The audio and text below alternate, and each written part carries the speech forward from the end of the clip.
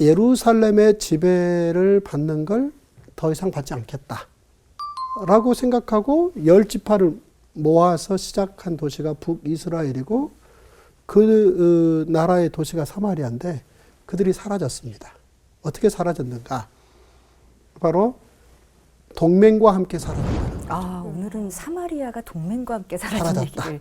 네. 그런데 그 동맹이라는 게 뭡니까? 원구 씨? 예. 혹시 뭉치면 살고 흩어지면 죽는다. 그런 얘기 들어보셨나요? 이승만 대통령. 그래요? 네. 이게 무슨 무슨 얘기입니까? 왜 이런 얘기가 나온 겁니까? 왜? 같이 이제 결속을 하면 힘이 더 세진다 뭐 이런 의미 아닐까요? 그렇죠. 이를테면은 개를 드는 거죠.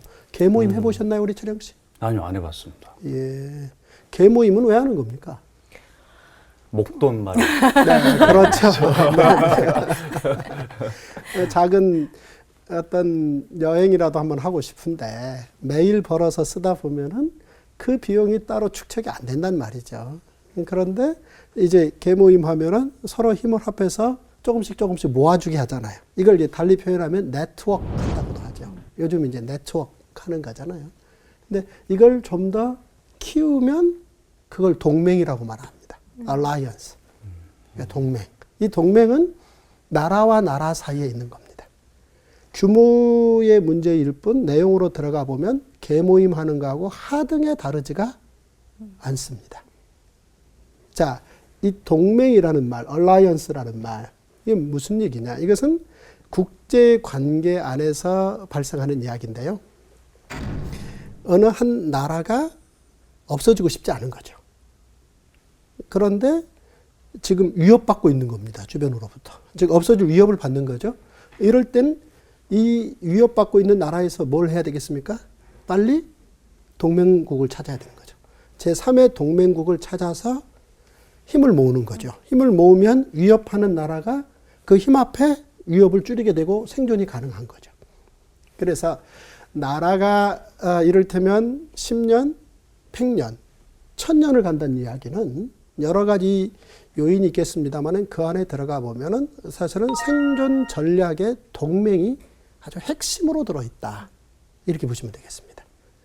그래서 우리가 이 땅에 편안하게 살 때 이를테면 여행을 목적으로 개모임을 한다면 나라와 나라는 국가의 생존을 목적으로 동맹을 부지런히 시도하게 된다. 라는 걸 한번 생각을 해두면 좋겠고요. 자, 그러면 이 동맹 이야기가 성경에도 나오는가? 나올 것 같습니까? 나오니까 물어보세요. 예. 자, 한번 보시면 이렇습니다. 베나단이 왕께 아뢰되 내 아버지께서 당신의 아버지에게 빼앗은 모든 성읍을 내가 돌려보내리이다. 또 내 아버지께서 사마리아에서 만든 것 같이 당신도 다메섹에서 당신을 위하여 거리를 만드소서. 아합이 이르되 내가 이 조약으로 인해 당신을 놓으리라 하고 이에 더불어 조약을 맺고, 여기서 이제 조약, 여기 이제 트리티가 이제 조약인데요. 이 말은 alliance, 동맹이라는 말과 같은 얘기입니다. 즉 아람의 왕이 베나단인데요. 그 베나단이 북이스라엘의 왕 아합과 동맹을 맺는 이야기입니다. 자, 이 전쟁이 발생했는데 베나단이 잡혀버린 거예요. 아합에게 풀려날 길을 찾고 싶은 거예요. 그래서 이제 무슨 얘기를 제안하는 거니, 우리가 한때 힘이 있을 때 너희 나라를 압박했다가 조건으로 사마리아에 아람을 위한 마켓 하나 만드는 것으로 우리가 화해했지 않냐. 이번에도 역제안한다. 이번에 다메섹에, 즉 아람의 수도인 다메섹에 너희들의 시장을 하나 만들어 줄 테니까 그 조건으로 나를 풀어주라. 결국 이기지 않냐. 조약 맺자. 그랬더니 그 조약을 성사시켜서 서로 더 이상의 싸움으로 발전시키지 않는 이런 이제 조약 얘기입니다. 이게 국제 관계에서 어떤 중요 결정을 했을 때 이게 그 두 나라와 주변에 있는 모든 나라에게 영향을 미치는, 이게 이제 국제사회이고, 이걸 가능할 수 있도록 만드는 게 동맹, 조약 이런 겁니다. 알라이언스 트리트. 자, 쉽게 생각해서 혹시 유엔에 대해서 들어보셨나요, 최령 씨? 유엔. 네. 유엔이 뭡니까? 그 국가들이 이제 모여가지고 평화를 유지하고. 국가들이 동맹했다는 거죠. 네네. 네. 국가들이 동맹했다. 원구 씨, 적십자에 대해서는 들어봤습니까? 예, 들어봤죠. 녹십자, 적십자. 일단 녹십자는 좀 뺍시다. 아, 예. 빼시고, 적십자. 자, 이게 이제 이 국가와 국가가 서로 어떤 목적을 가지고 이제 동맹을 맺는데요. 유엔은 정부 간의 동맹이고 적십자는 비정부 간의 동맹이죠. 요즘은 이제 그렇게 동맹이 좀 더 다양하게 가버먼트, 넌 가버먼트 형식을 띠고 이게 다양한 형식의 동맹을 기반으로 한 국제사회가 진행되고 있는데 지금으로부터 2700년 전으로 거슬러 올라가 보면 그 당시에도 국제사회는 있었고 그 국제사회를 쥐고 흔드는 맹주가 바로 아수르 제국이었다. 자, 보십시오. 이 사마리아가 솔로몬이 죽고 난 다음에 남북이 분단되어서 발생한 곳이다 라고 지난 시간에 살폈지 않습니까? 지난 시간에도 살펴봤습니다만은 한민족이 두 국가가 되기가 쉽지 않습니다. 어떻습니까? 지나가는 돌을 하나를 주어서 이걸 쪼개려고 하면 쉽게 쪼개지나요? 돌인데 안 쪼개지죠. 안 쪼개져요. 어지간한 게 쪼개지기가 쉽지가 않습니다. 하물며 하나의 민족이 한 나라를 가지고 있다가 한 민족 두 국가로 쪼개지는 건요. 정말 대단한 외세가 개입하지 않는 한 쪼개지지 않습니다. 그런데 솔로몬이 죽고 난 후 그 대단한 나라는 한민족 두 국가로 쪼개졌는데 그 요인이 뭐였다라고 지난 시간에 공부했죠? 혹시 기억나십니까? 돈, 세금과 우상. 우상 숭배 문제. 이걸 이제 근절하기 위해서 한민족 두 국가로 쪼갰습니다. 그래서 북이스라엘은 10지파에서 세금을 거두어서 그 비용을 가지고 군사력을 유지하고 남쪽은 2지파에게서 세금을 거두어서 그 힘을 가지고 군사력을 유지하니 사실은 객관적으로 놓고 본다면 주변에서 볼 때 어느 나라는 힘이 센 나라죠? 북이스라엘은 너무나 힘센 나라이고 남유다는 힘이 작은 나라라는 거죠. 그런데 남쪽에는 북쪽에 없는 성전이 있습니다. 북쪽에는 남쪽에 없는 강력한 경제 군사력이 있는 거죠. 자, 이것을 두 가지 황금 분할로 기초로 놓고 한민족이 두 국가로 나누면서 세금 문제를 해결하고 우상 숭배 문제를 근절하자.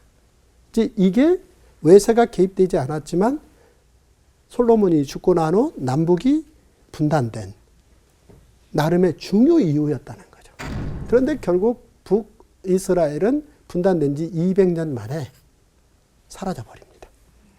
그런데 왜 어떻게 해서 북이스라엘이 200년 만에 결국 아수르의 힘에 의해서 사라졌는가? 이제 그걸 한번 살펴보는 거죠.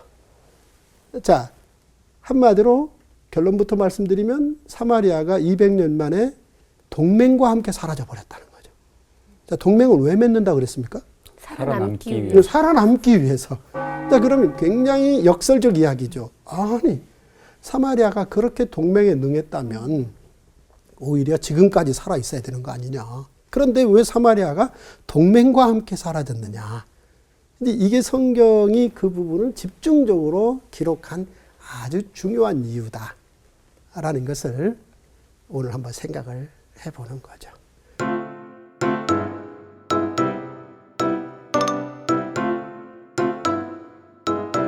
자, 동맹. 보십시오. 한 5차례에 걸친 이 동맹 이야기가 결국은 사마리아가 사라져버린 이유입니다. 첫째는 BC 841년에 북이스라엘의 왕 예후와 아수르의 왕 살만 에셀의 갈멜산 동맹이고, 두 번째는 한 100여 년 후 북이스라엘의 무나햄과 티글랏 빌레셋 3세의 동맹. 지난 시간에 살폈는데 오늘 좀 더 살피겠다고 말씀드렸죠. 그 다음에 이제 북이스라엘 베가와 아람왕 르신의 동맹. 그 다음에 바로 곧장 이어서 남유다 아하스와 이번에는 티글랏 빌레셋 3세 아수르의 왕과의 동맹. 그리고 바로 이어서 북이스라엘의 마지막 왕인 호세아가 애굽과 동맹을 맺음으로 오히려 이게 계기가 되어서 사마리아가 사라져버리는. 자, 요 이야기를 한번 살펴보겠습니다. 먼저 이제 예후라는 왕이요 갈멜산에서 아수르의 살만 에셀 3세와 동맹을 맺습니다. 자, 거기 지난 시간에 우리가 살폈습니다마는 블랙 오벨리스크에 엎드려 네. 바짝 엎드려 있지 않습니까? 그 예후가 엎드려 있는데요. 참 놀라운 것은 그 예후로부터 예물을 받는 그 살만 에셀 그 3세는 예후가 엎드려 있는 그림도 새겨놨고 돌에 새겨놨고 또 하나 자기에 관해서 돌에 새겨놓은 기록이 있는데 해석해봤더니 짐은 잔인하고 그렇게요? 네, 그렇게 자신에 대해서. 네, 자신에 대해서 그런 기록을 해놨습니다. 그러니까 그 옛날에 새겨진 그 내용을 꼼꼼히 해석을 해봤더니 내용인즉슨 짐은 잔인하고 이런 표현입니다. 자, 다윗이라는 그 대단한 용맹스럽던 왕, 그러니까 곰, 사다를 상대했고 골리앗을 상대했던 그 다윗이라는 왕은 사실은 약 한 130만 명 정도 되는 군사력을 가지고 있었습니다. 대단하죠. 그런데 그 다윗은 어떤 기록을 남겨놓는 거니? 여호와는 나의 목자다.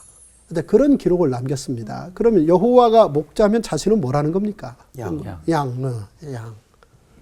그 양의 특징은 공격 무기도 없고 방어 무기도 없는 목동이 돌봐줘야 존재할 수 있는 그게 양인데요. 자신을 양이라고 표현을 했는데 이 아수르의 이 살만 에셀 3세는 짐은 잔인하고 조폭 기질이 있네요. 와우. 바로 이 대단한 살만 에셀 3세에게 예후가 왜 갖다 조공을 바치느냐? 동맹한 겁니다.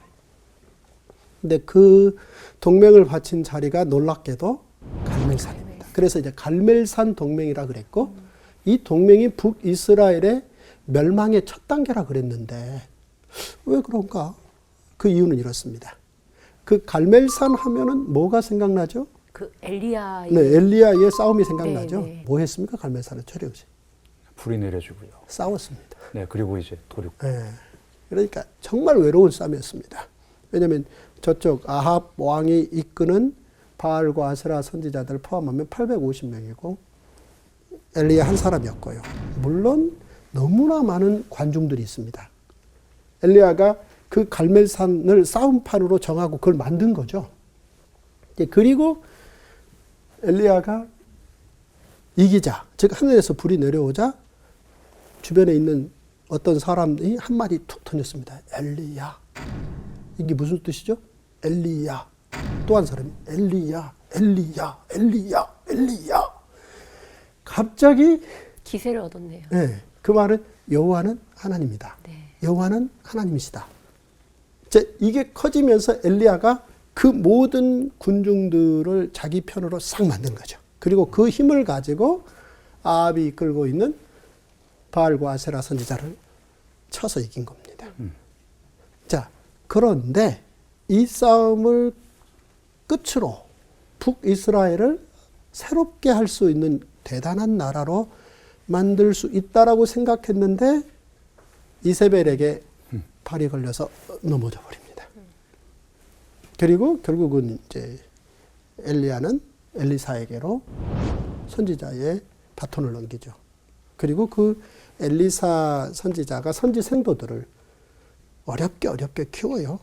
그리고 이제 나라란 무엇인가, 즉 제사장 나라란 무엇인가라는 부분에 대해서 이제 본격적인 훈련을 받고 그 선지생도 한 사람이 예후라는 장군에게 가서 기름을 부어버립니다. 그래서 그 예후라는 장군이 하나님의 뜻으로 알고 쿠데타를 시작하죠. 그래서 칼을 들고 아합 정권을 싹 쓸어버리고 새롭게 왕이 됩니다. 그러니 예후 정권의 시작은 사실상 갈멜산에서 시작했다고 봐야 되잖아요. 네. 그러면은 예후가 끝내 국가 경영의 핵심을 여호와는 하나님이시다. 여기에 둬야 되잖아요. 그런데 바로 그 갈멜산에 짐은 잔인하고를 외치면서 온 세상을 지배하고 있는 살만에셀 3세를 찾아가서 조공을 바치고 있으니. 그러니까 갈멜산에 가서 살만에셀 3세 앞에 가서 거기에서 동맹을 맺고 엎드릴 길을 찾는 게 아니고 예루살렘에 가서 성전 앞에 엎드렸어야 된다. 자, 이게 첫 번째 북이스라엘이 동맹을 통해서 망하게 되는 첫 단추다. 하나님보다 살만해서 더 커 보이네요. 그렇죠. 제국의 힘을 가진 자, 특히나 잔인하라고 아예 자기를 표현하고 무차별 점령을 하고 있는 그가 세 보였던 거죠.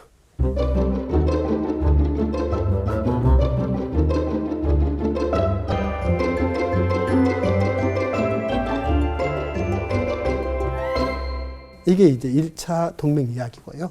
그 다음 이제 2차 동맹으로 가보면은 바로 그 이후 약 한 100여 년이 지납니다. 예후 이후에 한 100여 년이 지나고 이 모나헴이라는 왕이 티글랏 빌레셋 3세에게 이 동맹을 하는 얘기입니다.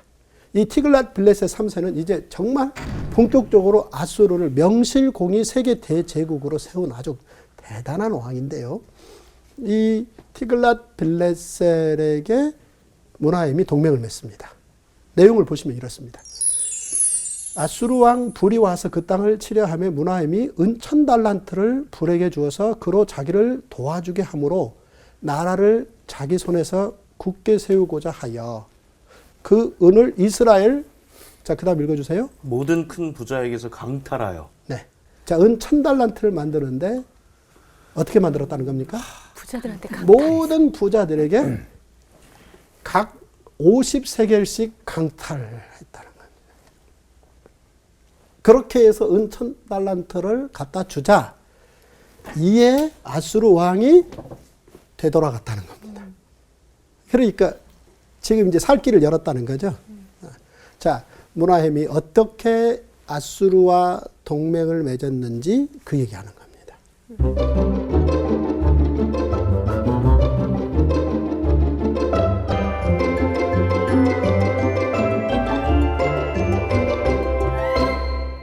이렇게 해서 아수르 왕 티글랏 빌레셋 3세가 북이스라엘을 완전히 멸망시키는 건 차단을 했지만 내부가 발칵 뒤집혀 버립니다. 그래서 이제 나오는 이야기가 다음 동맹 이야기입니다. 즉, 그 일이 있고 3년 후에 북이스라엘의 베가 왕이라는 사람이 등장을 합니다. 이 베가 왕은 모나헴의 아들을 왕에서 몰아내고 새롭게 왕이 된 사람입니다. 그리고 르신, 아람 왕과 동맹을 맺습니다. 이게 이제 사마리아가 동맹과 사라지는 세 번째 이유입니다. 근데 이게 무슨 얘기입니까? 사실 이 아람 왕과 북이스라엘의 왕이 동맹을 한 이유는 사실상 아수르 때문입니다. 자, 한번 읽어보시면 이렇습니다. 우시아의 손자의 요담의 아들인 아하스 왕 때에 아람의 르신 왕과 르말리아의 아들 이스라엘의 베가 왕이 올라와서 예루살렘을 쳤으나 능히 이기지 못하니라. 어떤 사람이 다윗의 집에 알려 아람이 에브라임과 동맹하였다 하였으므로 왕의 마음과 그 백성의 마음에 숲이 바람의 흔들림 같이 흔들렸더라. 자, 이게 어때요? 이렇게 바람 소리가 평소에는 별로 느껴지지 않죠? 근데 어디에 가면 바람이 분다라는 걸 확실하게 느낄 수 있죠? 숲에 가보면. 숲속에 들어가 보면요. 바람이 불면 그 숲에 있는 모든 나무들 잎새들이 다 해서 소리를 내거든요. 그러니까 이 남쪽 유다의 왕의 마음과 예루살렘의 백성들의 마음이요. 들렸다는 겁니다. 이렇게 두려워 떠는 게. 혹시 두려워 떠는 모습을 누군가에게 이렇게까지 들켜본 적 있나요? 눈동자만 살짝 흔들리는. 그렇죠. 그러면 이 베가와 르신의 동맹이 어떻게 만들어졌느냐? 바로 이 베가가 사실은 문하햄 집안을 털어버린 겁니다. 즉 쿠데타로 뒤집어 버린 거죠. 왜 뒤집었겠습니까? 문하햄이 무슨 일 했죠? 동맹 맺었죠? 네. 동맹 맺기 위해서 뭐 했죠? 강탈을 했죠. 강탈. 자, 강탈당한 백성들은 기분이 어떠죠? 더럽죠. 네. 이제 정말 원해서 내는 세금도 아니고 강탈한다라는 건 이거는 정말 힘들죠? 이 분위기를 누가 딱 치고 나왔습니까? 베가가 딱 치고 나온 거죠. 베가가 딱 치고 나와서 이건 아니지 않냐. 그래서 이건 아수르와의 이 동맹은 무리가 따른다. 깨자. 그리고 이제 그러면 어떻게 할 거냐. 그래도 이제 생존을 하려면 또 동맹을 해야 되잖아요. 그래서 아람하고 동맹을 맺고 그 다음에 이제 동맹은 커지면 커질수록 좋죠. 네. 그래서 아수르를 대상으로 이 북이스라엘이 아람하고 동맹 맺고 남유다를 동맹에 끌어들인 거예요. 키우면 키울수록 좋으니까 아수르를 대상으로. 그런데 남유다 아하스 왕 입장에서요. 이 2자 동맹에 3자로 껴들기 싫은 거예요. 왜 싫었겠습니까? 거기 세력이 아무래도 끼어도 아수르보다 질 것 같았나 보죠. 네, 뭐 그런 판단도 있었겠습니다.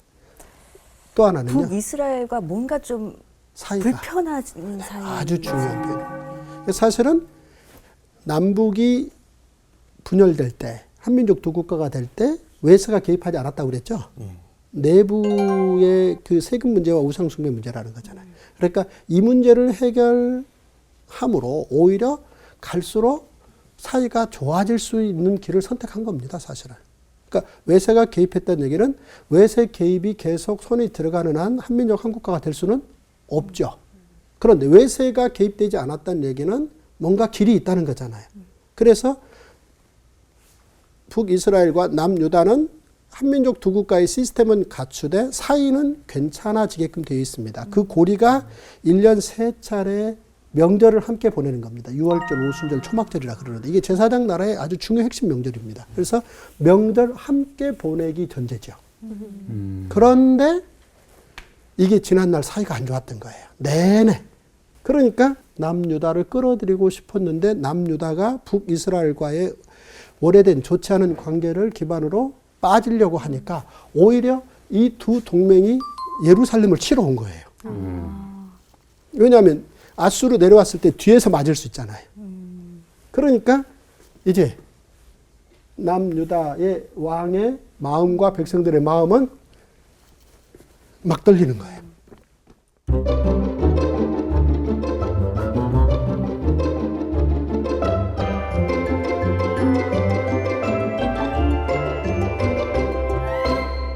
자, 어찌 보면 이 동맹이 지금 뭔가 대단한 것 같죠?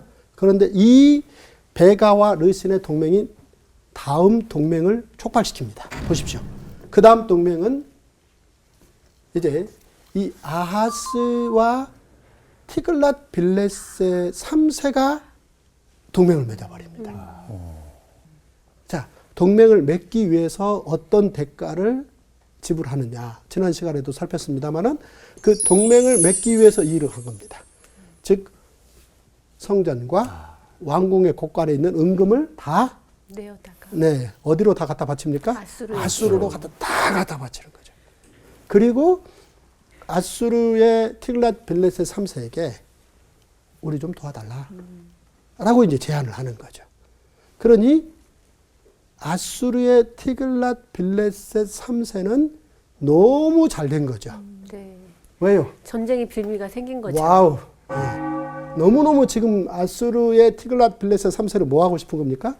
다메섹을 치고 싶었는데. 빨리 주변을 다 치고 싶죠. 아, 그런데 뭔가 그래도 벼룩도 낯짝이 있다고 뭔가 전쟁을 치르려고 할 때 빌미라는 게 명분이 있어요. 예, 잡혀야 되는 거잖아요. 그런데 남유다의 아하스 왕이 나 좀 살려주세요. 나를 구원하십시오. 나는 왕의 신복이요. 왕의 아들입니다. 이런 얘기 하기 쉽지? 안타깝네요. 쉽지 않습니다. 근데 이렇게까지 얘기해야 되고 성전과 왕궁에 있는 곳간의 은금을 다 갖다 바쳐야 되고 이 정도 싹 받고 이 얘기를 듣고 이제 티글랏 빌레셋 3세는 아람과 사마리아의 어떤 위치로 나타납니까? 약자를 괴롭히는 악당들을 뭐 해주는? 혼내주는. 혼내주는. 그리고 이 약자를 뭐 하는? 구해주는. 그런 입장으로 딱 내려옵니다. 내려와서 어떻게 하죠? 아수르 왕이 그 청을 듣고 올라와서 다메섹을 쳐서 멸하여 그 백성을 사로잡아 옮기고 르신을 죽였으니. 그러니까 어떻게 해버리는 거죠? 아람 왕을 싹 없애버리고 왕까지 죽여버린다는 거예요. 이러면서 이제 아람은 끝나버리는 겁니다.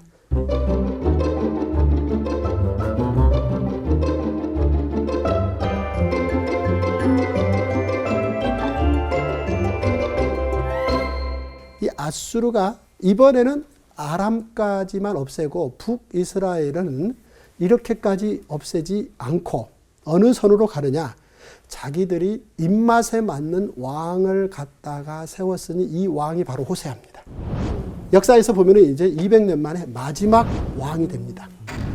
이제 이 호세아 왕은 사실은 자기가 왕이 됐지만 왕이 될 입장이 아니죠. 왜냐하면 아수르가 돕지 않았으면 왕이 될 수 없고. 자, 이 호세아 왕은 아람이라는 나라의 왕 르신이 죽어져가는 모습 봤죠?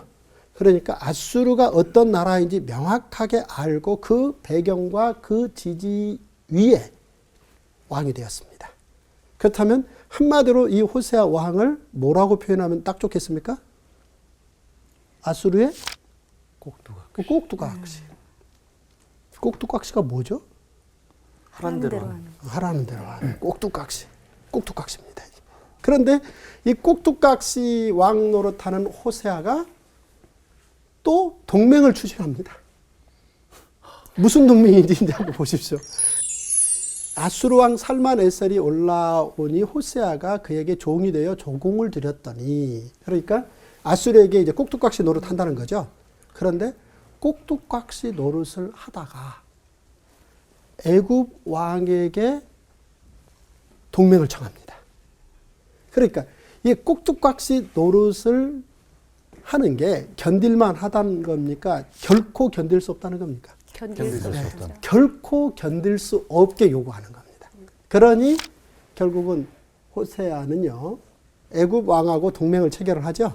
자, 그렇게 되니 해마다 하던 대로 아수르 왕에게 조공을 드리지 아니하매 아수르 왕이 호세아의 배반함을 보고 그를 옥에 감금하고 아수르 왕이 올라와서 온 사마리아를 3년 동안 딱 포위해버립니다. 여기서 끝나는 겁니다.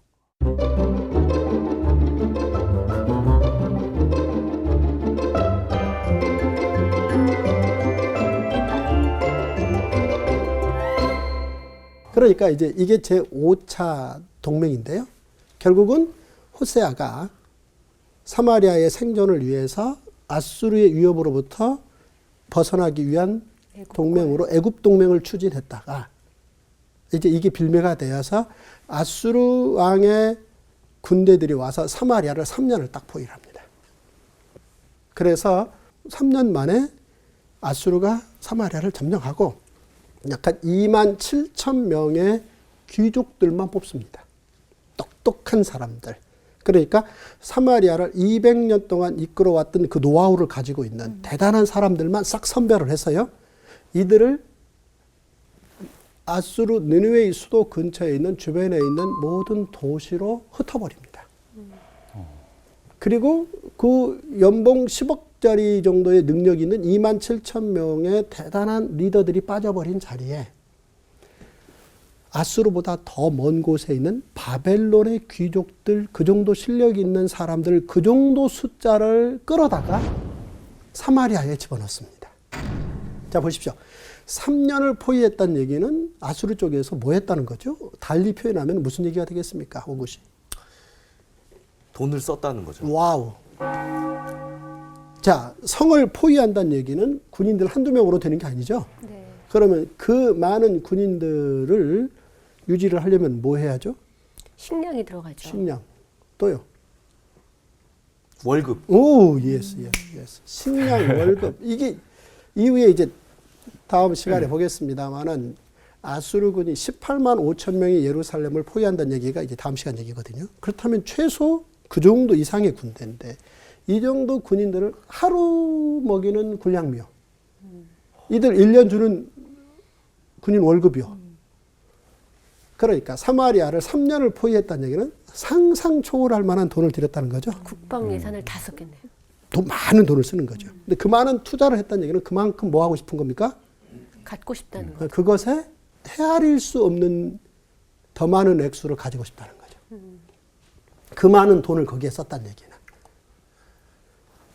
자, 이 속에 이제 이를테면 사마리아가 더 근본적으로 주저앉아버린 얘기가 들어있는데요. 사실은 오늘 졌지만 오늘 저녁에부터 집에 가서 푸시업도 하고 쪼글뛰기도 해서 더 이렇게 근육도 단단하게 최령 씨처럼 해서 내일 가서 싸워서 이기면 되죠. 한 번 졌지만 살아있느라 다음에 뒤집을 기회가 있죠. 네. 나라와 나라 사이도 그런 거거든요. 그러니까 이번에 졌지만 몇 년 후에 일어나겠다. 이게 독립운동이죠. 네. 독립운동입니다. 그런데 독립운동은 딱 뭉치면 산다 해서 일어나는 거잖아요. 네. 그런데 이걸 미리 아수르는 파악한 거죠. 의지를 가질 만한 자들을 다 모은 거네요. 리더십들을 네, 이걸 이대로 그냥 놔두면 이번에 졌지만 다음에 몇십 년 후에 뒤집고 나올 가능성이 있죠. 그렇다면 어떤 방법이 있겠습니까? 정말 똑똑한 리더들을 다 빼버리는 거죠. 네. 싹 빼버리는 겁니다. 싹 빼버리면 사람들이 모여 있지만 일의 성과는 높지 않은 거죠. 그러면 일의 성과가 높지 않으면 문제는 거기에서 걷어올 세금이 너무 적은 거죠. 그러니까 경제의 수준은 낮추고 싶지 않은 거죠.